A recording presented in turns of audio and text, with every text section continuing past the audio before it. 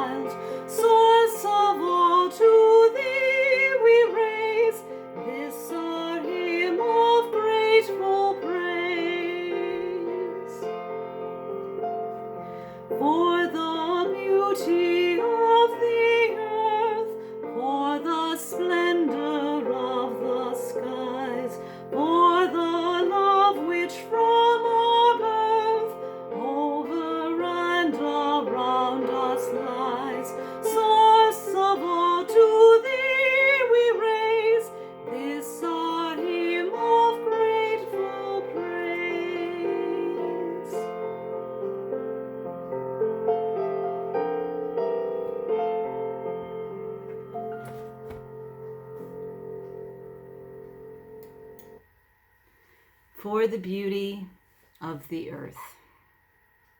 Well, For the Beauty of the Earth was the inspiration of Unitarian minister Victoria Safford in writing her gorgeous piece called Call to Worship, which is in her book of meditations, Walking Toward Morning.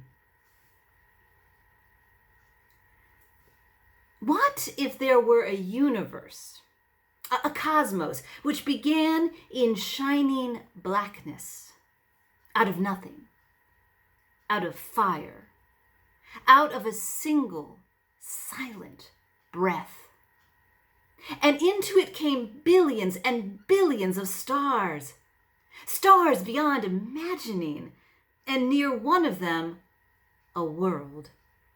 A blue-green world so beautiful that learned clergymen could not even speak about it cogently.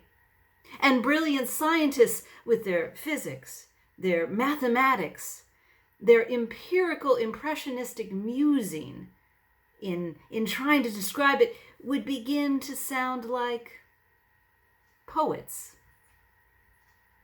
What if there were a universe in which a world was born out of a smallish star. And into that world, at some point, flew red-winged blackbirds. And into it swam sperm whales, and into it bloomed crocuses.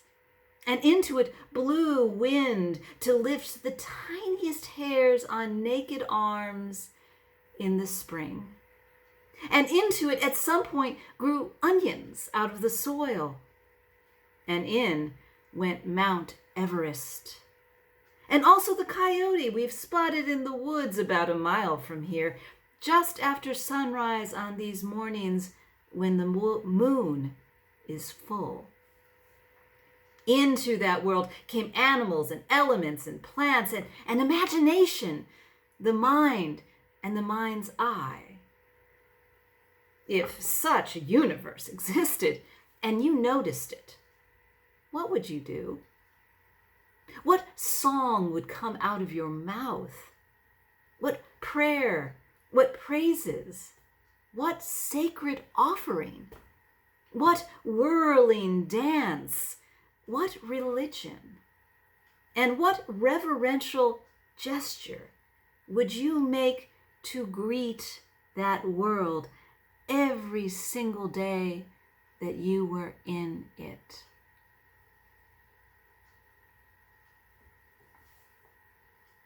The Call to Worship by Reverend Victoria Safford. Yes, this reflection, as I said, centers on the Earth Day, and this past Wednesday being the 50th anniversary of Earth Day. So the history of Earth Day is this. It was spearheaded by Senator Gaylord Nelson, the junior senator from Wisconsin at the time, and Congressman Pete McCloskey, who were both deeply concerned over the degradation of the environment that was becoming so apparent.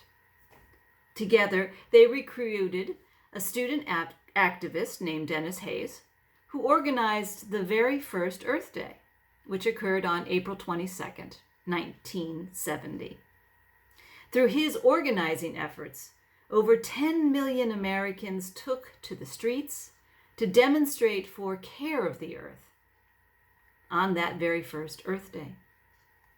But the American ecological movement did not necessarily begin with Earth Day.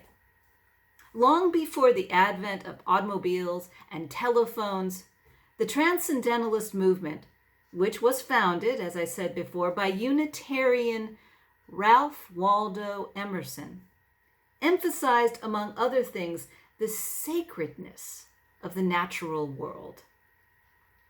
In his famous essay entitled Nature, Emerson states, "In the woods, we return to reason and faith. There I feel that nothing can befall me in life, no disgrace, no calamity, leaving me my eyes, which nature cannot repair. Standing on the bare ground, my head bathed by the blithe air and uplifted into infinite space, all mean egotism vanishes. I become a transparent eyeball. I am nothing. I see all, and the currents of the universal being circulate through me. I am part or particle of God." Ralph Waldo Emerson, from his essay, Nature. Now, the Transcendentalist movement itself was a reaction to increasing industrialization and the movement of the population to cities. Yet it was also a response to the intellectualism of the Enlightenment, which seemed to discount and undermine religious experience. Emerson himself was being groomed to lead Boston's Second Church. But in 1832, he had a change of heart and left the ministry to become an essayist and thought leader for his day and age. Referring to Unitarian worship as corpse cold, Emerson encouraged people to break away from society and commune with the natural world. Now, in spite of his opinion of Unitarian worship, nevertheless, Emerson was not necessarily hostile to his faith tradition. In many respects, transcendentalism is a logical outgrowth of Unitarian ideas, namely the inherent goodness of creation, of which humanity is a part.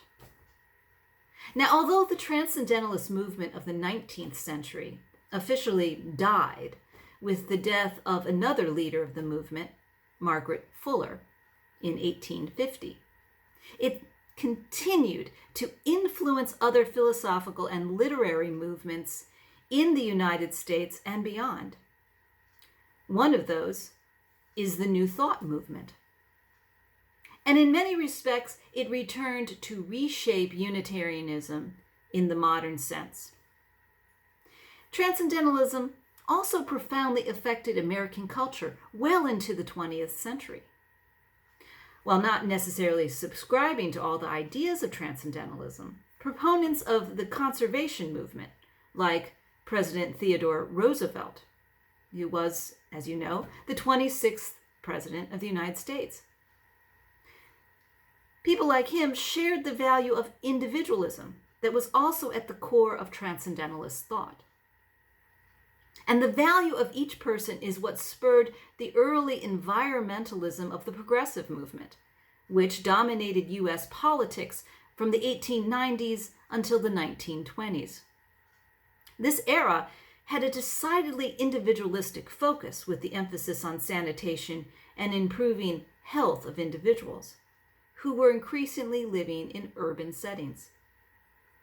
Then the Civilian Conservation Corps, established by FDR in the 1930s, further rested upon the idea of nature being valuable in and of itself.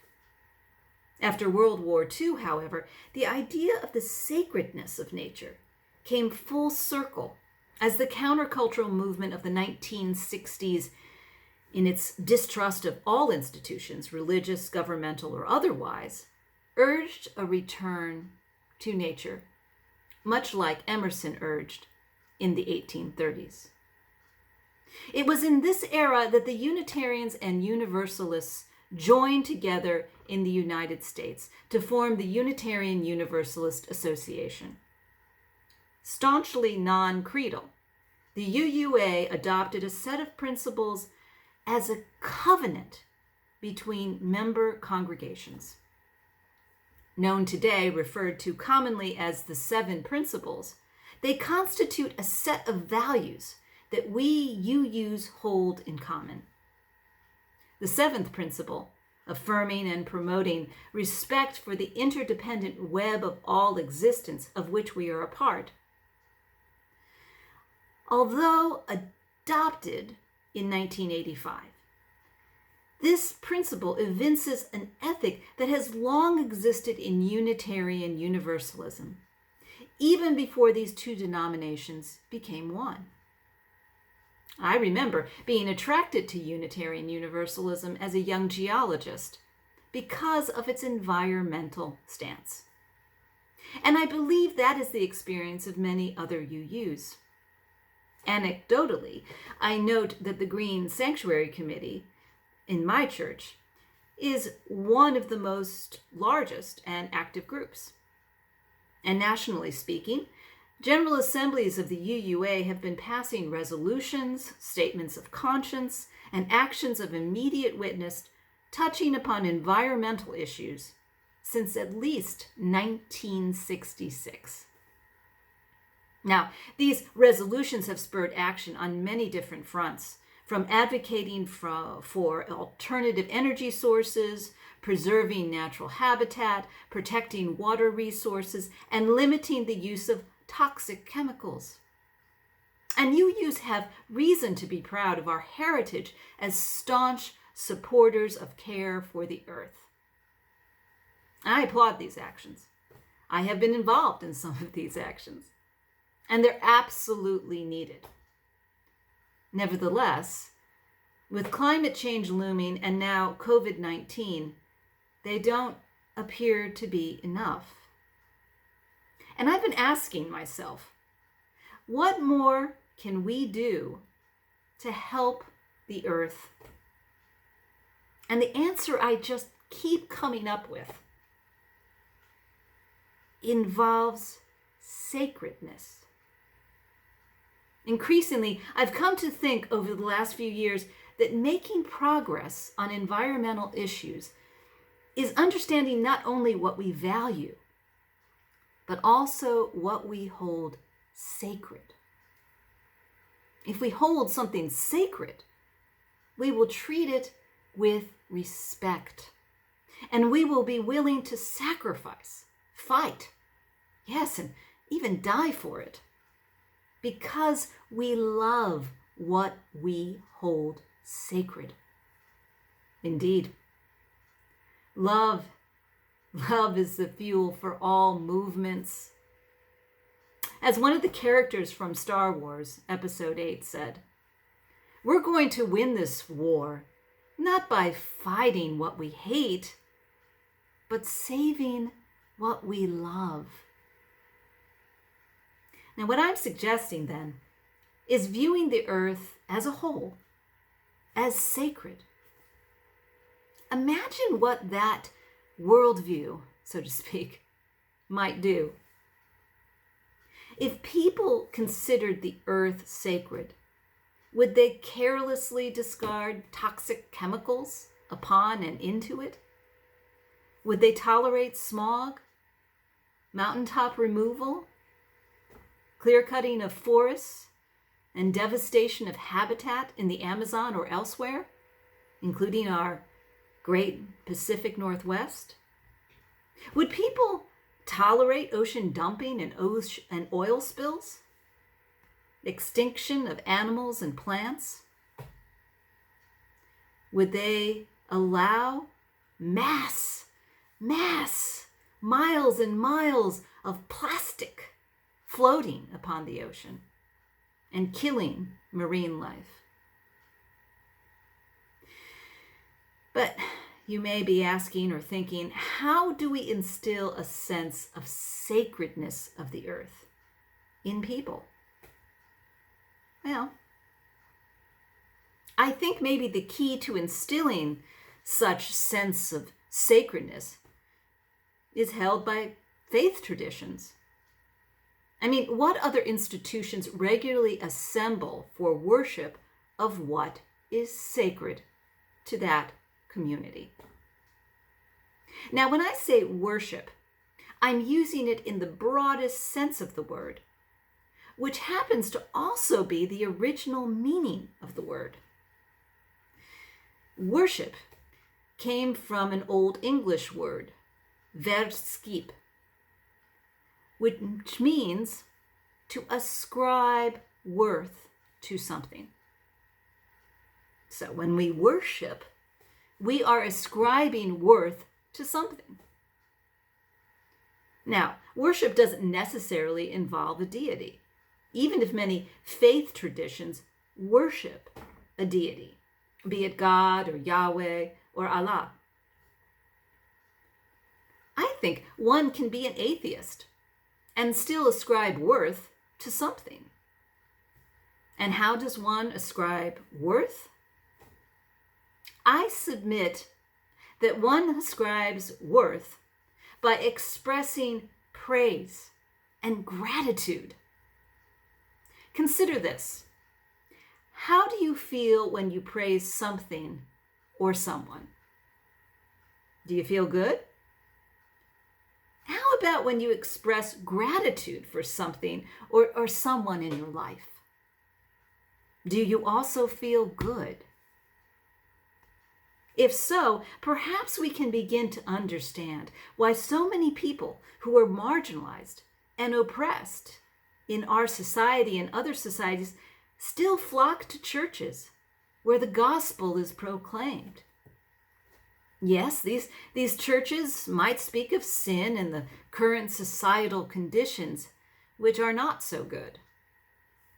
But they also have a strong component of praise and gratitude. I think of the time I went to my friend's Baptist church. It is a Black Baptist church in Upper Marlboro, Maryland, last November.